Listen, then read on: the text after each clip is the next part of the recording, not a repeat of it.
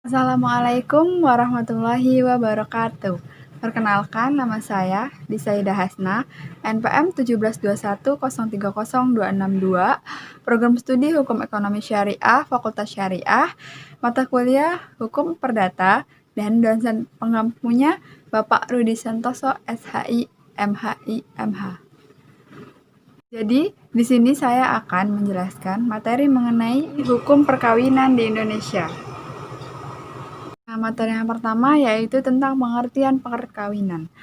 Pengertian perkawinan berdasarkan Undang-Undang Nomor 1 Tahun 1974 Pasal 1 adalah perkawinan adalah ikatan lahir batin antara seorang pria dan seorang wanita sebagai suami istri dengan tujuan membentuk keluarga atau rumah tangga yang bahagia dan kekal berdasarkan kepada Tuhan Yang Maha Esa. Sedangkan apabila ditinjau dari segi hukumnya, perkawinan adalah suatu akad suci dan luhur antara laki-laki dan perempuan yang menjadi sahnya status sebagai suami istri dan dihalalkannya hubungan seksual dengan tujuan mencapai keluarga yang sakinah dan penuh kasih sayang dan kebajikan serta saling menyantuni dalam kebaikan antara keduanya.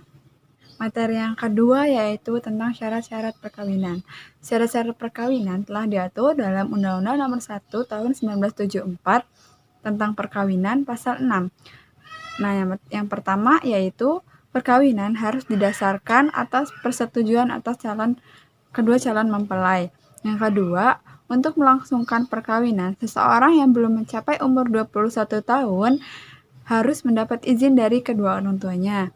Yang ketiga, dalam salah seorang dari kedua orang tuanya telah meninggal atau dalam keadaan tidak mampu menyatakan kehendaknya, maka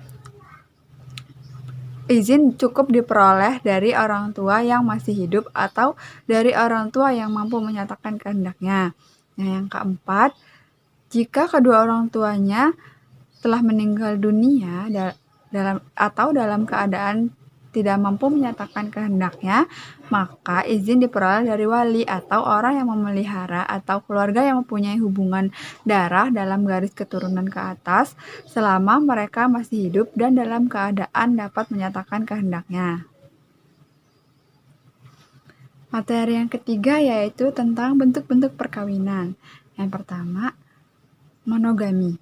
Monogami adalah perkawinan antara satu orang laki-laki dengan satu orang perempuan. Yang kedua, poligami. Poligami adalah pernikahan antara satu orang laki-laki atau wanita dan lebih dari satu wanita atau laki-laki. Dengan kata lain, beristri atau bersuami lebih dari satu orang. Poligami dibagi menjadi dua, yaitu poligini. Poligini yaitu laki beristri lebih dari satu orang. Poligini sendiri dibagi menjadi dua macam, yaitu poligini sororat, bila para istrinya beradik kakak. Nah, yang kedua, poligini non-sororat, bila para istrinya bukan beradik kakak. Nah, yang kedua ada poliandri.